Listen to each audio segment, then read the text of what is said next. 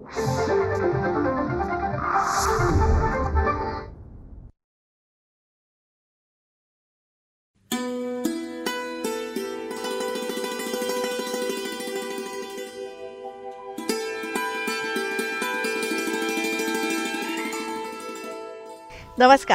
रयतेचा दरबारमध्ये आपल्या सगळ्यांचं हार्दिक स्वागत. निरनिराळ्या सकारात्मक प्रयत्नांची माहिती आपण आपल्या ह्या कार्यक्रमातून करून घेतो, ज्याला उत्तम प्रतिसाद आम्हाला मिळत आहे. त्याबद्दल अनेक अनेक धन्यवाद. मंडळी, त्याच अनुषंगाने मागच्या भागासाठी सुद्धा खूप छान प्रतिसाद आम्हाला मिळाला. मागच्या भागामध्ये आपण सुहित संस्थेची जी शाळा आहे, जी पेणमध्ये आहे, त्या शाळेविषयीची संपूर्ण माहिती जाणून घेतली होती आणि तिथल्या बौद्धिक अक्षम आणि मानसिक दिव्यांग मुलांनाही आपण भेटलो होतो. त्यांची प्रगती काय आहे तीही आपण जाणून घेतलेली होती आणि यासाठी तिथे अभ्यासक्रम नेमका काय आहे, म्हणजे महाराष्ट्र शासनाचा दिशा नावाचा जो अभ्यासक्रम आहे तो अशा सगळ्या शाळांमध्ये शिकवला जातो आणि ही मुलं कुठेतरी स्वयंपूर्ण होतील, स्वावलंबी होतील, यासाठी तशा प्रकारचं शिक्षण त्यांना देण्यात येतं. आणि अशा अनेक शाळा आहेत आणि त्यामध्ये पेणची जी ही शाळा आहे ना, ही खूप प्रसिद्ध आहे. म्हणजे पेणच्या शाळेमध्ये आपल्या मुलांनी शिकावं ना, यासाठी अनेक पालकांनी पेणमध्ये स्थलांतर केलेलं आहे. इतका ह्या शाळेचा लौकिक आहे. अशाच प्रकारची वेगवेगळ्या विषयांवरची माहिती जर का तुम्हाला जाणून घ्यायची असेल ना, तर रयतेचा दरबारचा प्रत्येक एपिसोड आपण सगळ्यांनी बघायला पाहिजे. त्यासाठीच एकमेकांना मदत करू, एकमेकांची काळजी घेऊया आणि सगळ्यांचं जगणं समृद्ध करूया. त्यासाठीच रयतेचा दरबार.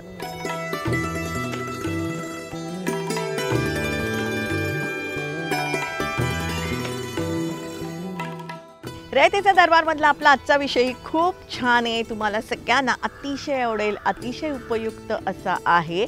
त्याचबरोबर अतिशय अभ्यासाचा असाच आपला आजचा विषय आहे.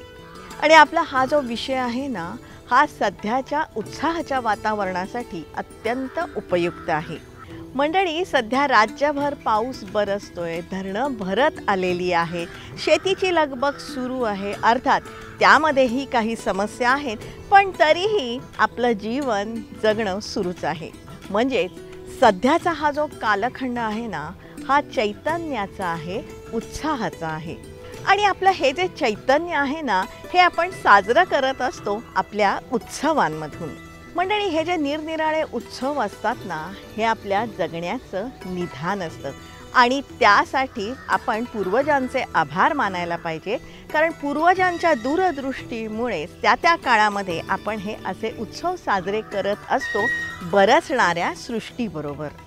चराचरातल्या उत्साहाबरोबरच आपल्या जगण्यालाही बळ मिळतं ह्या साऱ्या उत्सवांमधून. मंडळी, हे सगळं चित्र खरं असलं ना, तरीही सध्या मात्र ह्या साऱ्या प्रथा परंपरांना कुठेतरी गालबोट लागलेलं आहे. आणि हे जे बदललेलं चित्र आहे ना, हे तितकंसं कोणाला पसंतही नाही आहे. एक प्रकारचं संकट वाटतंय. मुळात कुठलाही प्रसंग साजरा करताना प्रचंड गोंगाट, वाद्यमेळ, तारस्वर आणि त्याबरोबर दृष्टी दिपवणारे, प्रसंगी नष्ट करणारे किरण स्रोत कशाला हवेत? मंडळी, हा प्रश्न अनेक जण विचारतात आणि मग गप्प बसतात. ह्या सगळ्या चित्रामध्ये एक घातक चित्र आपण माध्यमांमधून नेहमी बघतो. अगदी आपल्या तान्ह्या बाळांना पाठीपोटाला बांधून तारस्वरामध्ये, कर्णकर्कश स्वरामध्ये बेताल, बेफाम, बेभान होऊन नाचणारी अनेक मंडळी आपण बघतो. आपण हे बघतो आणि कळवळतो. मनात प्रश्न त्या लहानग्याचा येतो. त्या तान्ह्या बाळाच्या कानांचं, डोळ्यांचं, हृदयाचं काय होत असेल, हा प्रश्न आपण विचारतो आणि गप्प बसतो. मंडळी, मागच्या 2 भागामध्ये आपण मानसिक दिव्यांगांविषयी जाणून घेतलं होतं, त्यांच्या पालकांची मनस्थिती समजून घेतली होती. अर्थात त्यातूनही मार्ग निघतो हा विश्वास आपण दिला होता. पण असं घडू नये म्हणून हा विषय तुम्ही मांडा असं अनेकांनी आम्हाला सांगितलं. म्हणून हा आजचा विषय DJ आणि लेझर लाईट. मुळात DJवरती बंदी आहे का, याविषयी समजून घेऊया. बंदी ही विशिष्ट इन्स्ट्रुमेंट किंवा विशिष्ट जे काही ऑडिओचा प्रकार आहे त्याला नसून जे डेसिबल लिमिट आहे त्याला आहे. उद्या कोणी असं म्हणेल की लाऊडस्पीकरला परवानगी आहे, लाऊडस्पीकरचा डेसिबल जर मर्यादित विहित मर्यादेपेक्षा जास्त असेल तर तो ध्वनी प्रदूषणाच्या कायद्याप्रमाणे गुन्हा आहे.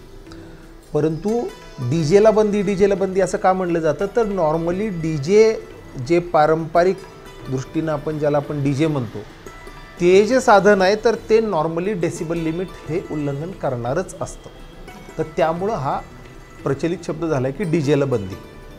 तर त्यामुळं डीजेला म्हणजे विशिष्ट विहित मर्यादेपेक्षा जास्त असणाऱ्या कुठल्याही वाद्य प्रकाराला ही ध्वनी प्रदूषण कायदा याला बंदीच आहे. त्यामुळं ह्या गोष्टी अगदी क्लिअर आहेत. म्हणजेच मंडळी समजलं का, डीजेद्वारे जे ध्वनी प्रदूषण होतं ना त्याला बंदी आहे. पण त्याबरोबरच मंडळी डीजेचे हे जे ध्वनी आहेत ना ते मुळातच विहित मर्यादेपेक्षा जास्त असतात. डीजेंबाबत आम्ही जेव्हा मंडळांच्या आम्ही बैठका घेतो त्यावेळेला आम्ही त्यांना याच्याबाबत सर्व नियमांचं त्यांना अवगत करतो आणि आम्ही त्यांना ह्या गोष्टी लेखीमध्ये सुद्धा देतो. या गोष्टींचं तुम्हाला पालन करायचं आहे. तसेच त्यांना याबाबत प्रबोधनसुद्धा करतो, आम्ही त्यांना कन्व्हिन्स करतो. आणि त्यानंतर परत महाराष्ट्र राज्य प्रदूषण महामंडळ, त्यानंतर पोलीस आणि इतर अथॉरिटी ज्यांना याबद्दल कारवाई करण्याचे अधिकार आहेत अशा लोकांची विविध पथकं असतात. तर ही पथकं वेगवेगळ्या पद्धतीनं रँडमली किंवा रेग्युलरली हे ज्या त्या ठिकाणी जाऊन हे चेकिंग करत असतात आणि ज्या ठिकाणी नियमाचं उल्लंघन आढळून आलं तेव्हा प्रचलित कायद्यानुसार आम्ही त्याच्यावरती कारवाई करतो. आणि म्हणूनच याविषयीचे जे नियम आहेत ना ते पुन्हा एकदा आपण समजून घेऊया. मंडळी, महाराष्ट्र प्रदूषण नियंत्रण मंडळ आणि मुंबई उच्च न्यायालयानं ध्वनी प्रदूषणावर नियंत्रण ठेवण्यासाठी मार्गदर्शक तत्त्व जारी केली आहेत. निवासी भागात दिवसा 55 डेसिबल आणि रात्री 45 डेसिबलपेक्षा जास्त आवाज नसावा असे नियम आहेत.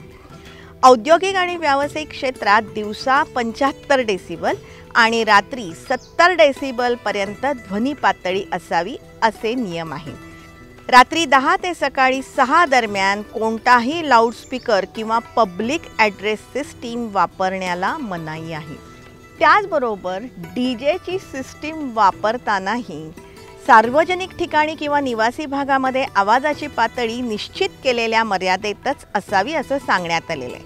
म्हणजे कोणत्याही परिस्थितीत डीजेचा आवाज दिवसा 55 डेसिबलपेक्षा आणि रात्री 45 डेसिबलपेक्षा जास्त नसावा. सार्वजनिक ठिकाणी डीजे वाजवण्यापूर्वी पोलिसांची परवानगी घेणं बंधनकारक असतं. आणि जर का ह्या कायद्याचं उल्लंघन झालं ना तर त्यावर कारवाई करण्यात येते, त्यांची साधन सामुग्री जप्त करण्यात येते आणि दंडही केला जातो. पहिली तर आम्ही याबाबत प्रतिबंधात्मक आदेश जारी करतो की अशा पद्धतीच्या कुठल्या गोष्टी वापरता येणार नाहीत आणि प्रचलित कायद्यानुसार ज्या गोष्टी गुन्हा आहेत त्या तर आहेतच. तर त्यामुळे ह्या गोष्टी जर कुठं आढळून आल्या तर आम्ही त्या जप्त करतो, त्यांच्यावर गुन्हे दाखल करतो आणि कारवाई करतो. मंडळी, 100 नंबरवर आपण तक्रार करू शकता. मी एक सोपा मार्ग सांगतो की अगदी तुम्हाला तुमच्या व्यस्त शेड्यूलमधून पोलीस स्टेशनला जाणं किंवा हे करणं हे जरी शक्य नसेल तुम्ही स्ट्रेट वे डायल 100 नंबरला कळवा, लोकेशन सांगा, त्या ठिकाणी पोलीस पोचतील, कारवाई करतील. आपल्या पुण्याचे DCP संदीप भाजीभाकरे सरांनी आपल्याला आश्वस्त केलेलं आहे. पण मुळात कारवाईपेक्षाही जनजागृती ही अत्यंत महत्त्वाची आहे. कर्णकर्कश आवाजामुळे सजीवांच्या आरोग्यावरती विपरीत परिणाम होतात हे आपल्या सगळ्यांना माहिती आहेच. त्यातही अनेकांना या ध्वनीमुळे प्रचंड आजारांना तोंड द्यावं लागतं. त्यामुळे त्यांचं खूप नुकसानही झालेलं आहे. म्हणजे रस्त्यावर डीजे बदलत असतो, अर्थहीन शब्द, सुमार स्वर आणि वाद्यांचा गोंगाट थरथरत असतो. आपण घरात बसून दारं खिडक्या बंद करतो, खिडक्यांची तावदानं खडखड वाजायला लागतात, पण आपल्या हृदयातलेही ठोके प्रचंड वेगाने वाढतात. प्रसंगी मृत्यूही येतो. रस्त्यावरच्या गर्दीतून आपण रुग्णालयात पोचूही शकत नाही आणि त्या भारलेल्या उत्सवात अशी आहुती पडते. काय मिळवलं आपण? आमचं मागणं एकच आहे, उत्सव दणक्यात व्हावे, पण तो दणका आवाजाच्या पातळीचा नसावा. निसर्गावर, सृष्टीवर दया करा अर्थात आपण ही गाफील राहायचं नाही, सरळ 100 नंबरला फोन करायचा, आपलं लोकेशन काय आहे तेही आपण सांगायचं. डीजे बाबतच्या नियमांची अंमलबजावणी होते का नाही हे आपण पाहायचं. त्यासाठी त्यांनी परवानग्या मिळवलेल्या आहेत का नाही त्याही आपण तपासू शकतो. कारण मंडळी, आपल्याला प्रत्येकाला स्वतःला जपण्याचा अधिकार आहेच ना.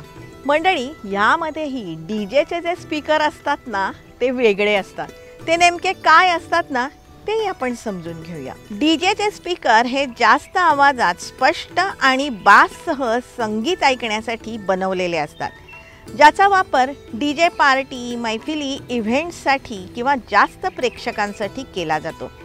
सामान्य होम स्पीकर्सपेक्षा हे खूप शक्तिशाली आणि टिकाऊ असतात. डीजे स्पीकरचे प्रकार कुठले आहेत तेही आपण समजून घेऊया.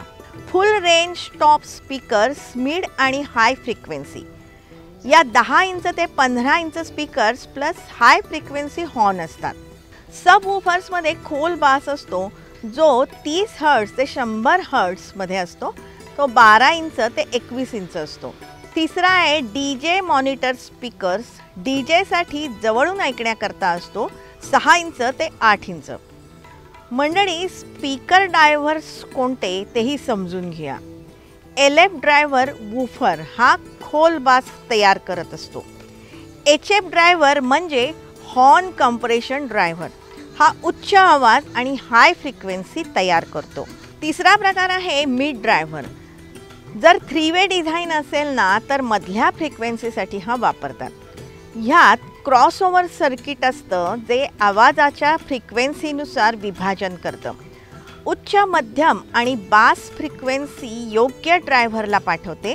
ॲक्टिव्ह स्पीकर्समध्ये DSP डिजिटल प्रोसेसर वापरतात आणि मग ह्या साऱ्यासाठी एक कॅबिनेट किंवा बॉक्स बनवतात. झाला डीजे तयार. इतरही अनेक उपकरणं आणि सॉफ्टवेअर असतात. अर्थात हे सगळं प्रचंड खर्चिक आहे. पण मंडळी, आपण रस्त्यावरती जो डीजे बघतो ना तो म्हणजे फक्त अशा स्पीकरच्या भिंती असतात आणि त्यातही त्या भिंतीसमोर नाचणाऱ्या मुलांची संख्या गृहीत धरून मग त्याप्रमाणे स्पीकरच्या भिंतीची उंची ठरत असते. या डीजेचं भाडं तुम्हाला माहिती आहे का? सुमारे 3 तासांसाठी 50 ते 60 हजार रुपयांपासून 3 ते 4 लाख रुपयांपर्यंत ह्या डीजेचं भाडं असतं. म्हणजे जर का 4 बेस आणि 4 टॉप असेल ना तर तुलनेने ह्याचा आवाज कमी असतो आणि ह्याचं भाडं 3 तासासाठी 30 ते 40 हजार रुपये इतकं असतं. आपण एखादा मध्यम रस्ता घेऊया जो 5 किलोमीटरचा असेल तर त्याच्यामध्ये जवळपास 5 ते 6 ठिकाणी असे डीजे वाजत असतात. आता तुम्ही हिशोब करा. अर्थात ह्यामुळे होणाऱ्या शारीरिक हानीचा विचार केला ना तर तो मात्र प्रचंड असतो. अनेकांना विविध प्रकारचे आजार किंवा व्याधी उद्भवत असतात. म्हणजे चिडचिडेपणा येतो, नैराश्य येतं, हृदयातले ठोके वाढत असतात, डोकं दुखतं, कानांना त्रास होतो, बहिरेपण येऊ शकतं, त्यातून हृदयविकारही येऊ शकतो. बऱ्याच गोष्टी आहेत. मंडळी, ह्या सगळ्या कालखंडातला अजून एक घातक प्रकार आहे लेझर लाईट. याच्या वापराबाबत ही काही नियम आणि मार्गदर्शक तत्व जारी करण्यात आलेले आहेत. याचा वापर जर का करायचा असेल ना तर आपल्याला परवानग्या सुद्धा घ्यायला लागतात आणि या सगळ्या नियमांचं जर का उल्लंघन झालं ना तर ह्यावरती कारवाई करण्यात येते. लेझर लाईट म्हणजे नेमकं काय तेही आपण समजून घेऊया. लेझर लाईट हा किरणोत्सर्गाचा किरण आहे. त्यात समान इलेक्ट्रोमॅग्नेटिक तरंग लांबी किंवा रंग असतो. सर्व लेझर लाईट बीम ऊर्जा आणि उष्णता वाहून नेतात. प्रकाशाचा किरण जितका अधिक केंद्रित आणि शक्तिशाली असेल तितकी उष्णता जास्त प्रसारित होते. नाडीचा कालावधी जितका कमी तितके हे अधिक धोकादायक असतात. या बाबतीमध्ये रोजच्या जगण्यातलं एक उदाहरण आपण अगदी समजून घेऊ शकतो की दुर्बिणीद्वारे जर का आपण किरण केंद्रित करून एखाद्या कागदावर टाकलं ना तर तो कागद पेटू शकतं. इतके हे किरण घातक असतात. काही वर्ष आधी आपण असं बघायचो की एक टॉर्च यायचा, टॉर्च, आणि त्या टॉर्चमध्ये सुद्धा लेझर असायचा आणि तो असा इथनं टाकला की पार लांबपर्यंत त्याचा तो बीम जायचा. तर तेव्हाही म्हणायचे की अरे हा बीम कोणाच्या डोळ्यात नका घालू, कारण त्याने अंधत्व येऊ शकेल. पुढे आता असं कळलं की लेझर कसं असतं की त्याच्यात एकतर वेवलेंथ असते, म्हणजे त्याची लेंथ, आणि पॉवर असते. तर ती पॉवर एका लिमिटपर्यंत आखून दिली गेलेली आहे. मेडिकल लेझर म्हणून एक वेगळा प्रकार आहे की जे आपण रेटिनासाठी वापरतो, पण किंवा डोळ्यामध्ये लेझरचा वापर करून मोतीबिंदूत हेल्प होते, लेझरचा वापर करून चष्म्याचा नंबर कमी करता येतो. लेझर तर डायबिटीससाठी, रेटिनोपॅथीसाठी वापरतातच, म्हणजे ग्रीन लेझर नावाचा प्रकार आहे. लेझरचे प्रकार आहेत, म्हणजे solid laser, liquid laser, gas laser. तर हे वेगवेगळे प्रकार, पण ह्याच्या काही गोष्टी ठरवून दिलेल्या आहेत, लिमिट्स किती पॉवर, किती वेवलेंथ FDA यांनी दिलेलं आहे, अमेरिकन यांनी दिलेलं आहे. आणि ह्याच्यामध्ये जर लेझर वापरलं तर त्याचा उत्कृष्ट परिणाम होतो. बाकी आणखीन एक म्हणजे लेझरने म्हणजे लाईट असा फोकस येतो, तो किती छोटा फोकस होऊन येईल आणि डोळ्यात जाईल, आणि किती वेळ तुम्ही त्याच्याकडे बघता याच्यावरती डोळ्यावरती होणारे परिणाम ठरतात. मंडळी, प्रकाशाचे हे लहान आणि अत्यंत केंद्रित किरण आपल्या कॉर्निया किंवा लेन्समधून डोळ्यात जातात.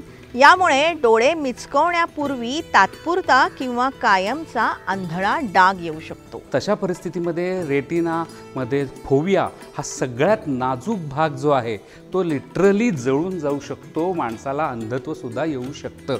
पण हे कशावर अवलंबून राहील? लेझरची पॉवर किती, लेझर किती वेळ त्याच्या डोळ्यात गेला आहे, त्यांनी किती वेळ. कारण आपल्याकडे एक ब्लिंकिंग नावाचा प्रकार आहे, म्हणजे डोळे लावणे ना, आपण जे पापण्या मिटतो, देवाने दिलेली ही शक्ती आहे की मिनिटामध्ये साधारण 10 ते 12 वेळेला माणूस डोळे ब्लिंक करतो. आणि ह्या ब्लिंकच्या पेक्षाही आत, एक ब्लिंक व्हायच्या आत, म्हणजे 5 सेकंद म्हणू किंवा जे काही, ह्याच्या आत जर लेझर इतक्या वेळ तिथे राहिला तर तो निश्चित डॅमेज करू शकतो.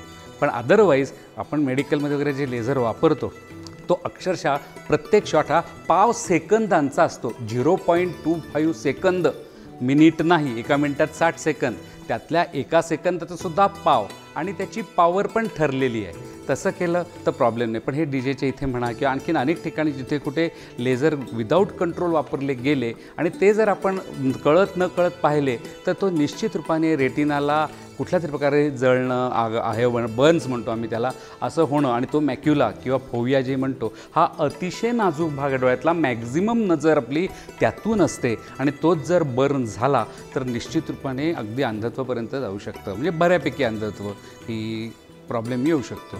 या लाईटमुळे डोळ्यांमध्ये रक्तस्रावही होऊ शकतो.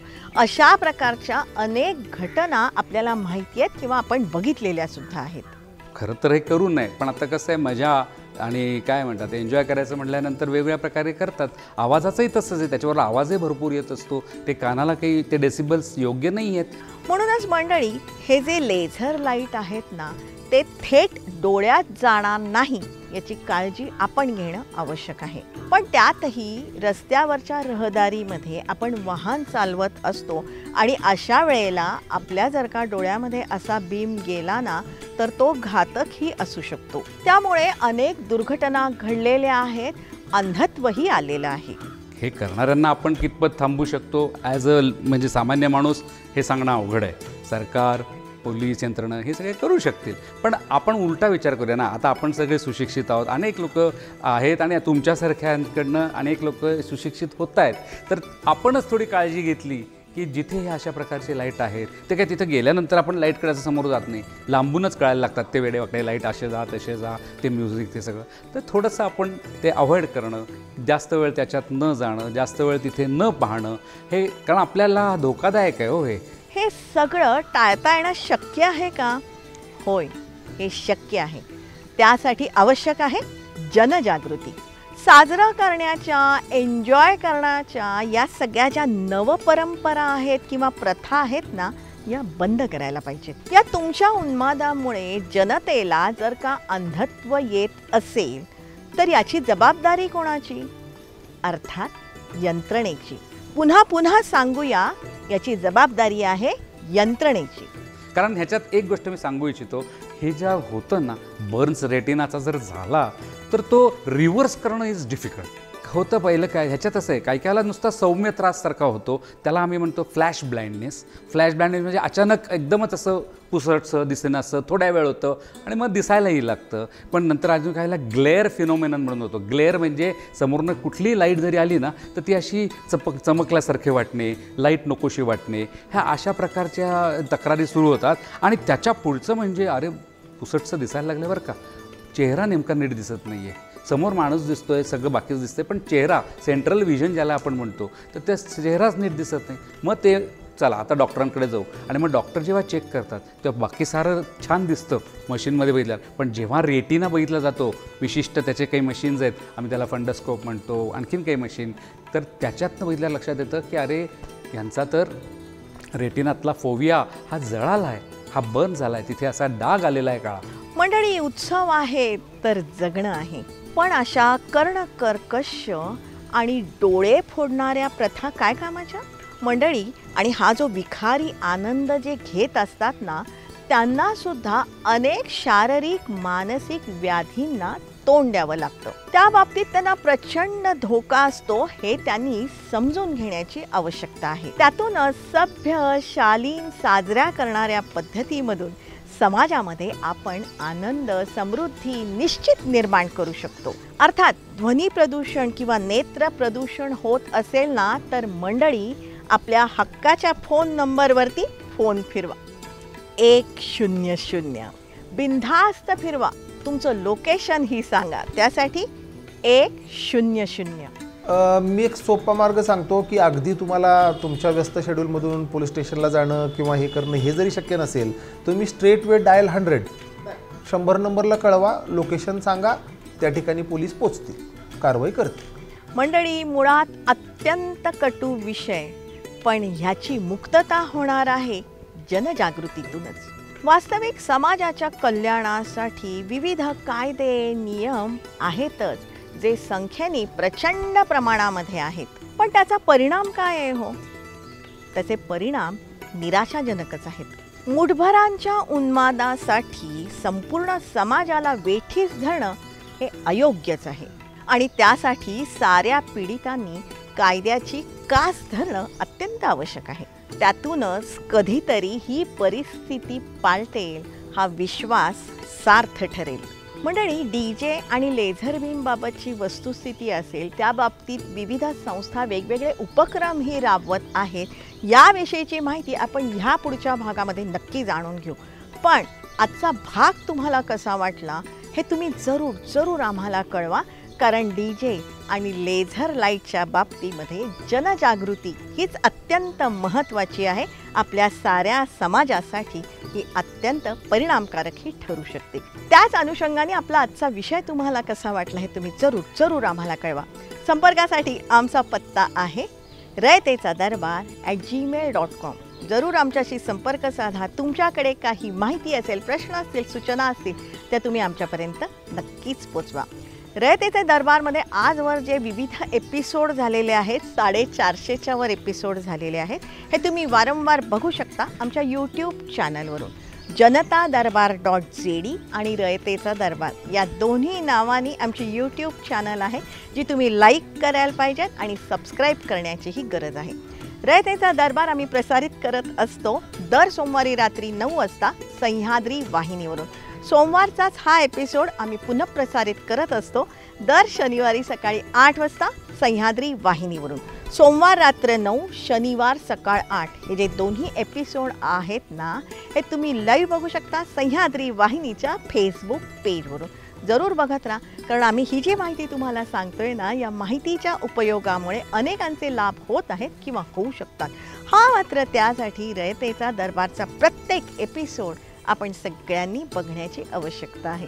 त्यासाठीच एकमेकांना मदत करू, एकमेकांची काळजी घेऊया आणि सगळ्यांचं जगणं समृद्ध करूया. त्यासाठी रयतेचा दरबार.